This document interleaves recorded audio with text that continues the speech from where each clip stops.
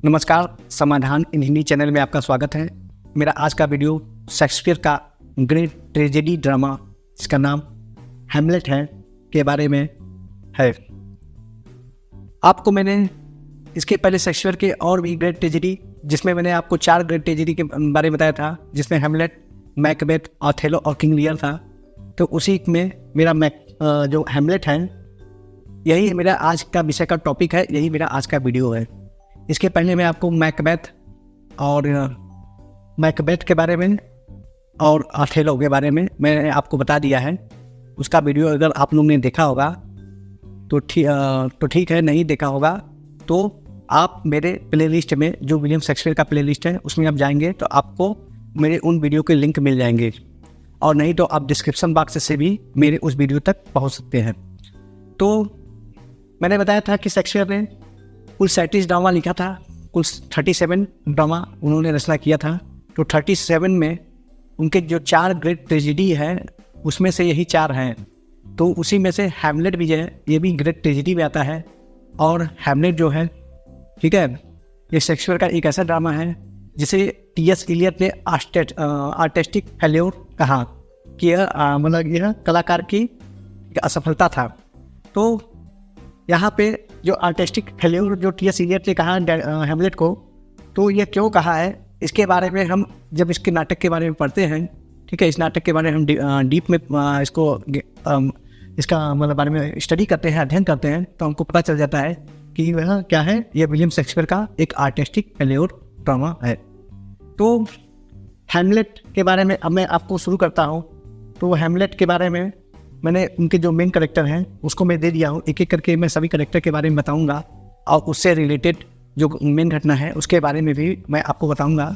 लेकिन उससे पहले मेरा आप लोगों से विनम्र निवेदन है कि यदि अभी तक आपने मेरे चैनल समाधान इन हिंदी को सब्सक्राइब नहीं किया है तो मेरे चैनल समाधान इन हिंदी को सब्सक्राइब कर लें और बेल आइकन को दबाकर मेरे आने वाले वीडियो का नोटिफिकेशन अपने मोबाइल में या टैबलेट में या लैपटॉप में जो आप यूज़ करते हैं उसमें चालू कर लें, ताकि जब भी मैं कोई अपना नया वीडियो अपलोड करूं तो उसकी सूचना सर्वप्रथम आपको हो। तो और यदि आपको मेरा यह वीडियो पसंद आए तो मेरे इस वीडियो को शेयर और लाइक करना ना भूलिएगा। तो चलिए अब मैं शुरू करता हूं शेक्सपियर का ग्रेट ट्रेजेडी ड्रामा जिसका नाम है हैमलेट। तो देखिए, इसमें जो मेन कैरेक्टर हैं यही मेन कैरेक्टर्स हैं, जिसमें हैमलेट जो है वो डेनमार्क के राजकुमार हैं और उनके पिताजी किंग हैमलेट, इनके पिता का नाम भी हैमलेट ही था, ठीक है, उनको किंग हैमलेट कहा गया। इनकी माता का नाम गर्ट्रूड था, ठीक है, और इनका एक अंकल है, इनका नाम क्लॉडियस है। यही इस हैमलेट ड्रामा के मेन विलेन है, मेन एंटागोनिस्ट कैरेक्टर है, ठीक है। इसके बाद पोलोनियस का नंबर आता है। पोलोनियस जो होता है वो क्लॉडियस का मुख्यमंत्री रहते हैं, चीफ मिनिस्टर रहते हैं। और उसका बाद आता है नंबर होरेशियो का। जो होरेशियो जो था वास्तव में ये हैमलेट का सच्चा मित्र था, इसके बारे में मैं आपको अभी चर्चा करूँगा। ओफेलिया हैमलेट की ऐसे तो हीरोइन है, लेकिन इसमें हीरोइन की प्रधानता नहीं है, और ओफेलिया का रोल भी है इस नाटक में, इस ड्रामा में बहुत कम आता है। लेकिन ओफेलिया जो है, ठीक है, वो हैमलेट की प्रेमिका के रूप में इस नाटक में प्रस्तुत किया गया है। लेकिन वास्तव में हैमलेट जो था वो ओफेलिया से विवाह तो करना चाहता था, लेकिन ओफेलिया इसके लिए तैयार नहीं थी। तो उसने हैमलेट के प्रेम प्रस्ताव को भी ठुकरा देती है, जिससे हैमलेट बहुत दुखी हो जाता है। और लेयरटीज की बात करते हैं। लेयरटीज जो है वो ओफेलिया का ब्रदर है, भाई है, और ओफेलिया और लेयरटीज जो दोनों पोलोनियस के पुत्र हैं और पुत्रियाँ, ठीक है। रेनाल्डो का जिक्र तब आता है जब पोलोनियस लेयरटीज को फ्रांस भेजता है पढ़ाई के उद्देश्य से। तो रेनाल्डो को उसने पीछे लगाया था ताकि वो देखें कि लेयरटीज वास्तव में पढ़ाई कर रहा है कि नहीं कर रहा है। मैंने एक संवाद होता है पोलोनियस और लेयरटीज के बीच में। जब लेयरटीज पोलोनियस से विदा लेता है स्टडी करने के लिए, वो फ्रांस जाता है, तो वहाँ पे पोलोनियस ने लेयरटीज को बहुत ही शिक्षाप्रद भाषण दिया था। वह जो इसका संवाद था वो बहुत ही महत्वपूर्ण, बहुत इंपॉर्टेंट है, क्योंकि उसमें पोलोनियस ने बहुत ही कि शिक्षा से भरपूर बात किया था, और उसका जो उद्देश्य है बहुत ही ज्ञानपरक था और बहुत ही विद्वता से भरा हुआ था। तो यहाँ पे पोलोनियस की विद्वता प्रदर्शित होती है जब अपने पुत्र लेयर्टिस के प्रति। वो लेयर्टिस को एक अच्छा व्यक्ति बनाना चाहता था, इसलिए उसको पढ़ने के लिए फ्रांस भेजा था। और पीछे पीछे उसने ये देखा था कि लेयर्टिस वास्तव में स्टडी कर रहा है कि नहीं कर रहा है, वह अपने अध्ययन में है कि नहीं। वो फ्रांस में रेनाल्डो नामक व्यक्ति को भेजता है ताकि वो उसकी जासूसी कर सके। ठीक है, मार्सेलस और बर्नार्डो जो है ये वो पहले दो मतलब कोर्टियर हैं जो मतलब किले में जब पहरा दे रहे थे तो सबसे पहले इन्होंने ही मतलब किंग हैमलेट का भूत को देखा था, उसकी छाया वो देखा था। वो मार्सेलस और बर्नार्डो थे।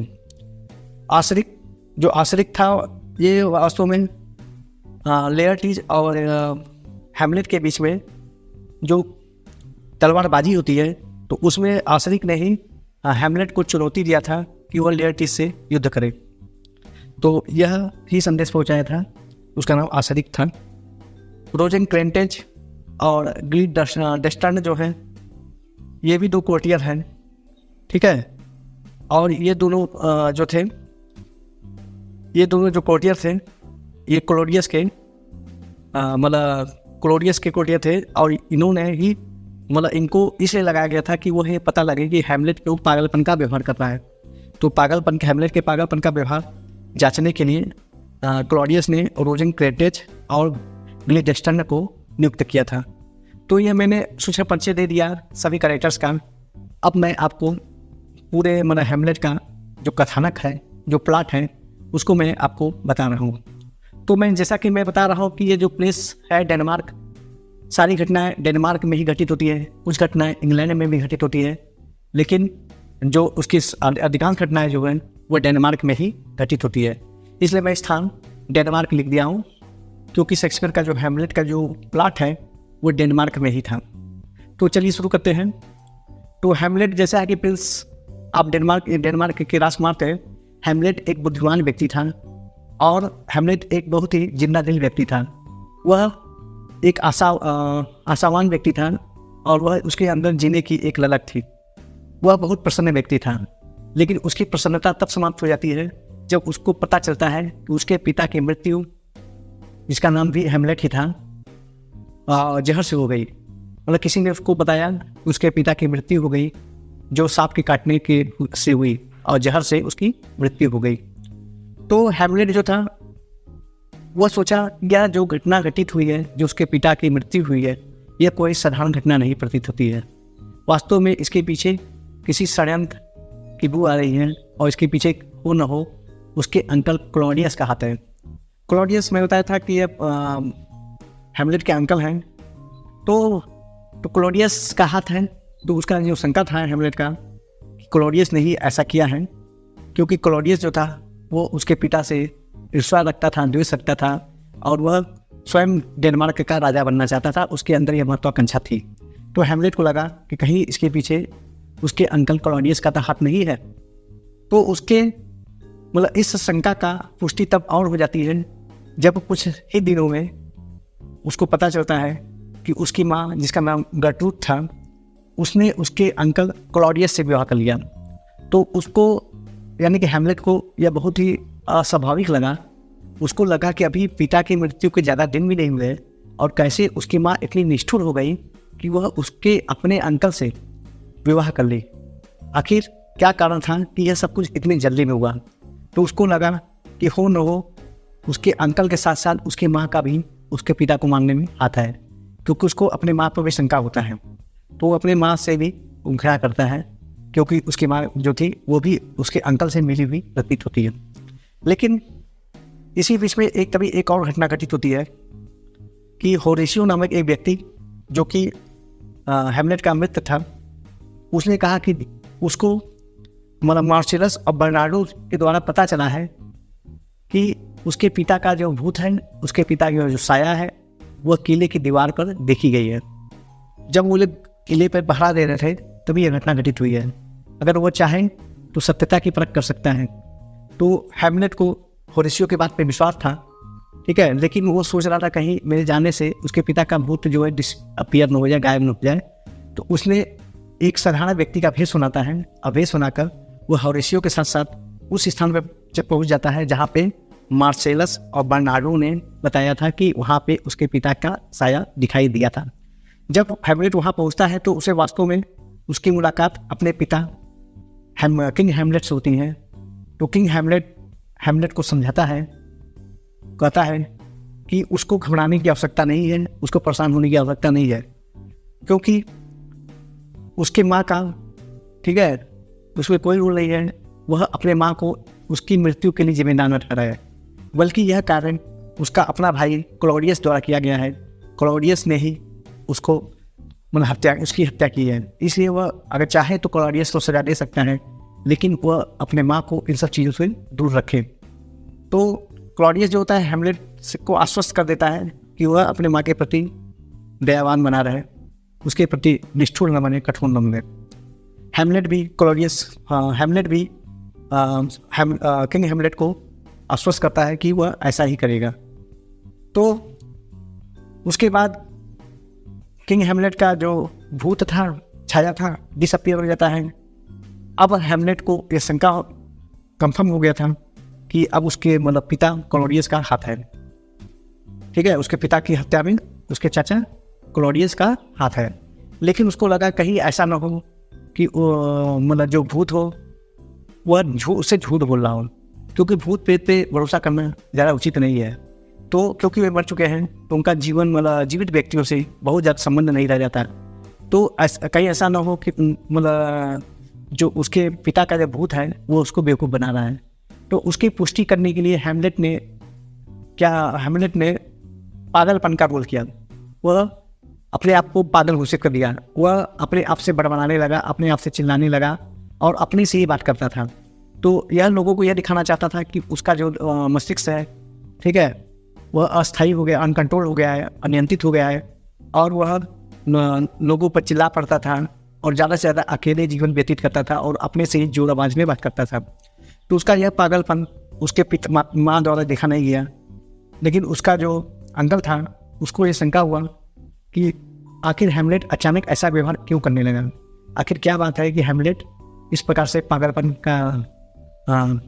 का उसको दौरा पड़ता है। तो उसने पोलोनियस को बुलाया और उससे पूछा कि हैमलेट आखिर क्या चाहता है, वो क्यों ऐसा व्यवहार कर रहा है।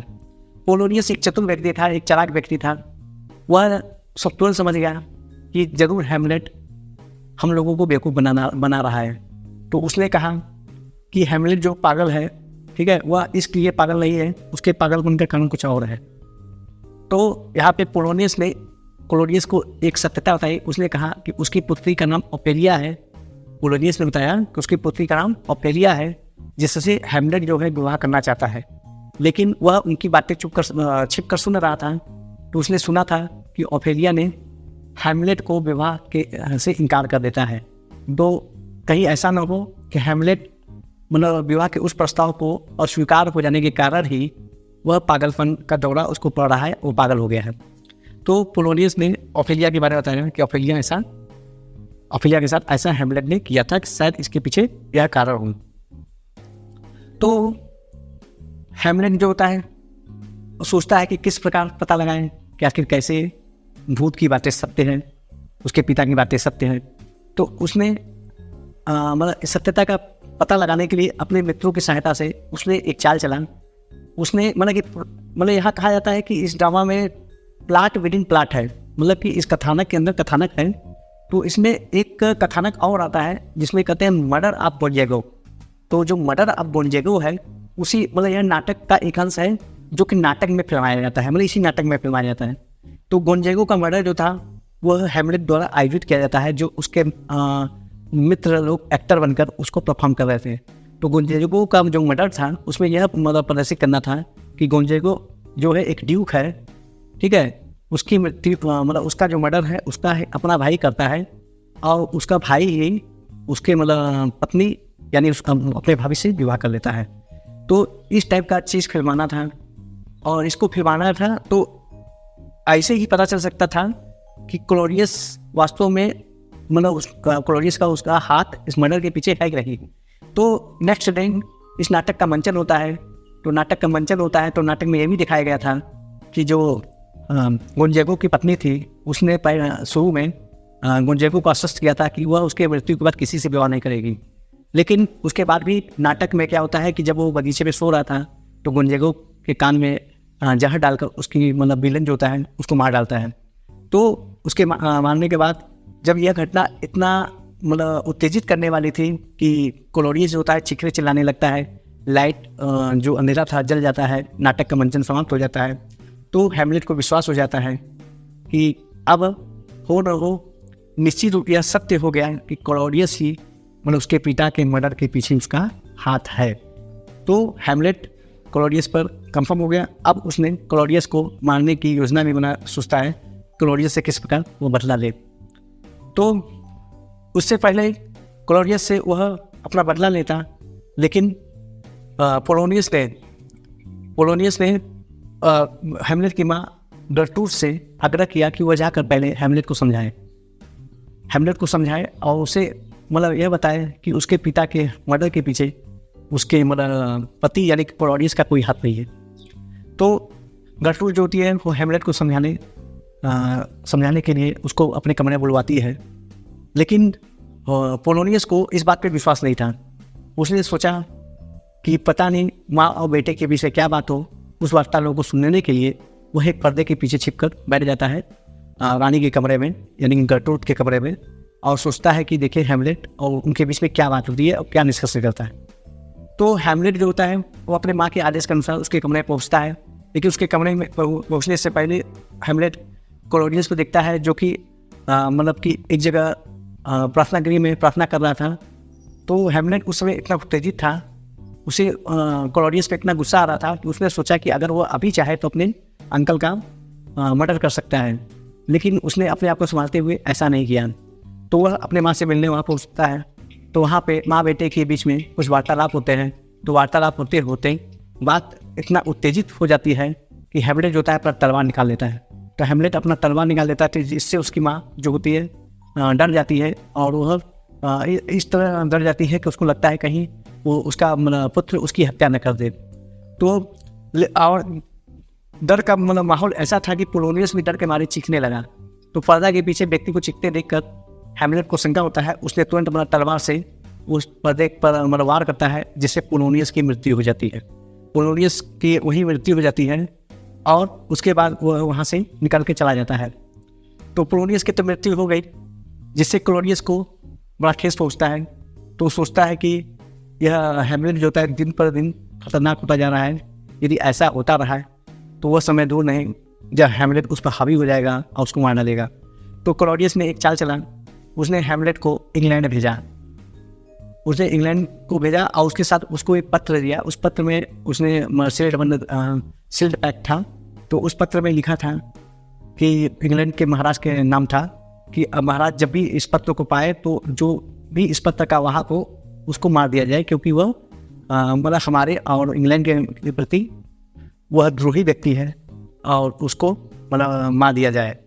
तो ऐसा कहकर उसने सोचा कि इंग्लैंड के जब राजा के पास वो पहुंचेगा तो इंग्लैंड के जो राजा होंगे हैमलेट को मार देंगे, तो उसके मतलब उसको भी कोई मेहनत नहीं करना पड़ेगा और हैमलेट की मृत्यु हो जाएगी। हैमलेट का जो काटा मतलब काटा है हैमलेट रूपी, वो भी साफ हो जाएगा। तो ऐसा करके उसने भेज दिया। तो हैमलेट जब अपने जहाज से यात्रा करते हुए वह इंग्लैंड पहुंच रहा था, उसी समय उसके मन में शंका हुई कि वह एक बार पत्र को खोलकर देखे कि पत्र में लिखा क्या है। तो पत्र को खोलकर देखता है तो उसको सारी विषय वस्तु स्पष्ट हो जाती है। तो वह क्या करता है, उस पत्र में अपना नाम हटाकर फिर उन दोनों को नाम लिख देता है जो उसके साथ थे, जिसके साथ राजा ने हैमलेट को भेजा था। और उसी बीच में एक और घटना घटती है कि उसी जहाज पे कुछ समुद्री डाकुओं का हमला होता है और वो हैमलेट को पकड़कर वापस डेनमार्क ले जाते हैं। और बाकी जो दो व्यक्ति थे वे मतलब उस पत्र के साथ इंग्लैंड पहुंच जाते हैं, जहाँ पे इंग्लैंड के राजा ने उन लोगों का वध कर दिया। तो उनकी तो मृत्यु हो जाती है, लेकिन हैमलेट वापस यहाँ डेनमार्क में वापस लाता है।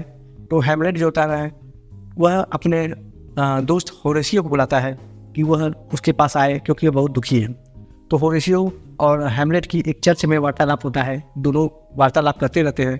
तभी वहाँ पे भीड़ इकट्ठा होती है। तो पता चलता है कि किसी का जो है वहाँ पे अर्थी जो है वो आ रही है तो उन्होंने सोचा कि आखिर ये कौन है जिसके पीछे लोग चले आ रहे हैं। तो उसने देखा कि वहाँ पे उसकी माँ जो गर्टरूड वो भी थी, और उसका मतलब चाचा अंकल क्लॉडियस वो भी था, और वहाँ पे और लोग भी मौजूद थे जिसमें लेयरटीज था। तो वहाँ बहुत सारे लोग मौजूद थे। तो उसने सोचा कि आखिर ये 100 जो है वो किसका है।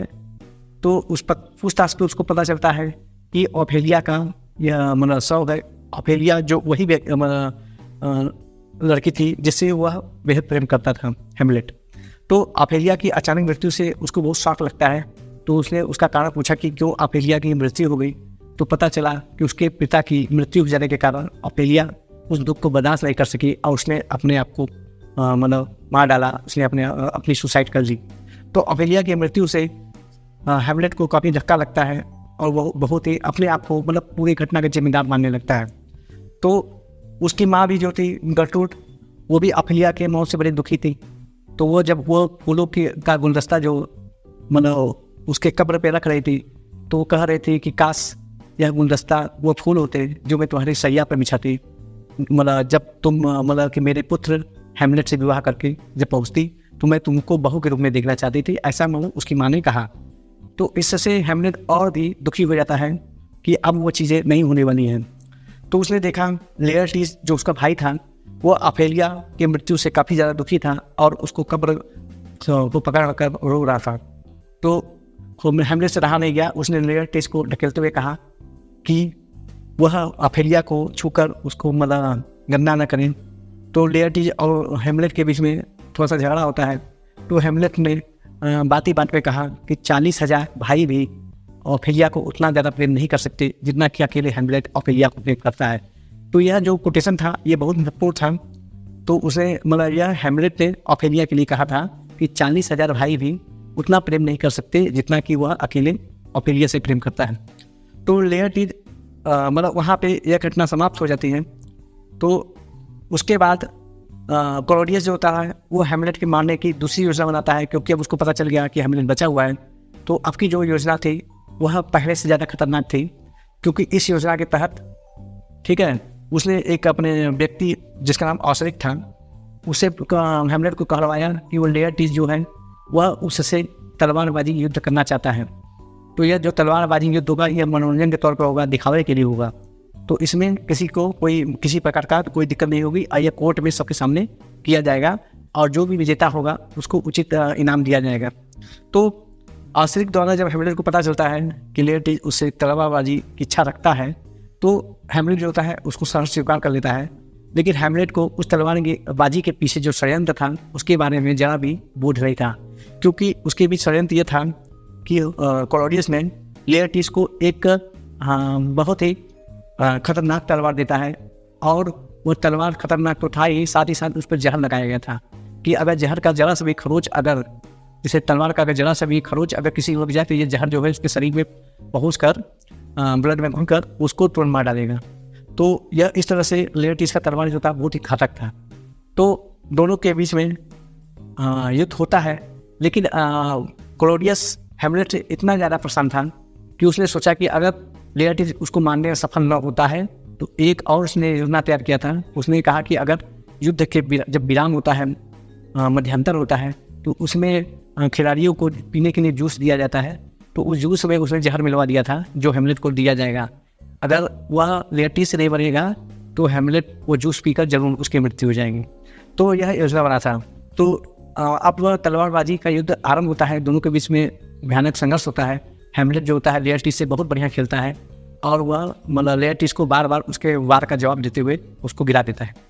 तो मध्यांतर होता है, हेमलेट को जूस दिया जाता है, लेकिन हेमलेट ने जूस पीने से इसलिए इनकार कर दिया। उसने कहा कि वह जूस मैच के समाप्ति के बाद लेयरटीज को हराने के बाद ही पिएगा। तो लेकिन उसने जूस पीने से मना कर दिया, लेकिन यह बात गर्टरूड को नहीं पता चला और उसने सोचा ठीक है उसको इस मतलब जो षड्यंत्र था उस षड्यंत्र के बारे में ज़रा से भी बोध नहीं था। तो उसने हेमलेट का वह जूस पी लिया जो कि उसको मतलब जो कि जहर से भरा हुआ था जो उसको देना था, लेकिन गलती से गर्टरूड ने उस जहर को पी लिया। तो जहर पी लिया तो उसके गले से जाते ही तो मतलब उसकी मृत्यु हो गई। तो उसने मरते हुए कहा हेमलेट से कि वह वास्तव में उसका पिता मतलब का मृत्यु का कारण क्लॉडियस ही है, और वह उसको खुद बहुत दुख है कि उसने क्लॉडियस का साथ दिया। तो ऐसा करते हुए गटुस की मृत्यु हो जाती है। लेकिन इधर देर हो चुकी थी, क्योंकि हेमलेट पे लेयरटिस ने खरोच मार दिया था। जब ये घटना घट रही थी तो उसी समय लेयरटिस ने हेमलेट पर वो खरोच मार दिया था। तो खरोच मार देने से तो जवाबी कार्रवाई में हेमलेट जब उसको तलवार मारता है तो दोनों के तलवार गिर जाते हैं, इससे तलवार बदल जाता है। अब तलवार बदल जाता है, फिर तलवार जो मतलब हेमलेट जहर वाला तलवार उठाकर लेयरटिस पे वार कर देता है। और जब लेयरटिस को वार कर देता है तो लेयरटिस समझ जाता है सारी कि अब वह नहीं बच सकता। तो उसने देखा कि मतलब गरट्रूड की भी मृत्यु हो गई। तो लेयरटिस को बहुत पछतावा होता है, वो हेमलेट से माफ़ी मांगता है। वो कहता है कि मतलब उसकी मृत्यु के पीछे उसका ही हाथ है, क्योंकि उसके तलवार में जहर लगा था। लेकिन अब बहुत जल्द ही मतलब हेमलेट और वह स्वयं बहुत जल्दी मरने वाले हैं, क्योंकि दोनों को तलवार का चोट लग गया। जब हेमलेट को पता चलता है कि अब वह नहीं बचेगा, तो उसने तुरंत दरबारियों को आदेश दिया कि तुरंत दरवाज़ा बंद कर दे और किसी को भी बाहर न निकलने दिया जाए। और फिर उसके बाद उसने अपने अंकल क्लॉडियस को, ठीक है, उसके पीछे दौड़ा कर उसको तलवार से, उसी जहरीले तलवार से मार डालता है। तो इस प्रकार क्लॉडियस, हेमलेट और लेयरटिस की मृत्यु होती है। लेकिन हेमलेट जब मरता रहता है तो उसी समय उसका मित्र जिसका नाम होरेशियो था उसके पास आता है। वह हेमलेट से इतना ज़्यादा प्रेम करता था, वो सोचता था कि अगर हेमलेट जीवित नहीं है तो वो भी अपने आप को मार डालेगा। तो भी जहर का जो तलवार था उसको उठा कर अपने आप को मारने ही वाला था। तो हेमलेट ने उसे मना किया। उसने कहा कि वो ऐसा ना करे, यदि उससे वास्तव में प्यार करता है तो वह सभी लोगों को बताए कि उसके पिता हेमलेट की मृत्यु के पीछे उसके अंकल का हाथ है, और उसको बताएं और लोगों को बताएं कि हेमलेट जो है उनका बहुत अच्छा पुत्र था, जो उनके भलाई के बारे में सोचता था, और वह एक वीर योद्धा के रूप में जाना जाएगा। तो ऐसा उसका विश्वास जो था, ऐसा उसने होरेशियो से कहा, और कहा कि लोगों को बताएं कि हेमलेट वास्तव में एक साहसी व्यक्ति था और एक बहुत ही सज्जन व्यक्ति था। तो इस प्रकार से हेमलेट की मृत्यु हो जाती है। तो होरेशियो जो होता है, होरेशियो के हाथ में ही हेमलेट की मृत्यु हो जाती है। तो ये पूरी जो घटना घटती है बहुत दुखमय होती है, और यह बहुत ही दुखमय घटित होती है। और ऐसा कोई दृश्य ही नहीं था इसमें नाटक में जो मतलब कि हास्य पैदा कर सके। तो निश्चित रूप से यह शेक्सपियर का एक टोटल ट्रेजेडी ड्रामा था, और इसमें हमारा शोक जो होता है पूरे नाटक में विद्यमान था। तो इसलिए इसको शेक्सपियर के ग्रेट ट्रेजेडी में शामिल किया गया। तो हेमलेट में बस इतना ही। आशा करते हैं आपको मेरा यह वीडियो पसंद आया होगा। तो यदि आपको मेरा यह वीडियो पसंद आया तो मेरी इस वीडियो को शेयर और लाइक करिएगा। और यदि अभी तक आपने मेरे चैनल समाधान इन हिंदी को सब्सक्राइब नहीं किया है तो मेरे चैनल समाधान इन हिंदी को सब्सक्राइब करें और बेल आइकन को दबाकर मेरे आने वाले लेटेस्ट वीडियो का नोटिफिकेशन अपने मोबाइल में चालू कर लें। तो आशा करते हैं आप मेरे चैनल को सब्सक्राइब कर लेंगे। अब हम आपसे विदा लेते हैं, अगली बार फिर एक नई वीडियो के साथ मिलेंगे। तब तक के लिए नमस्कार।